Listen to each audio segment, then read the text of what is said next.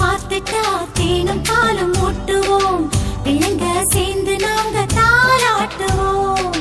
கற்பூரம் காட்டுவோம், பூவால போட்டுவோம், ரங்கத்துல செஞ்சு வச்சு தேரோட்டுவோம்.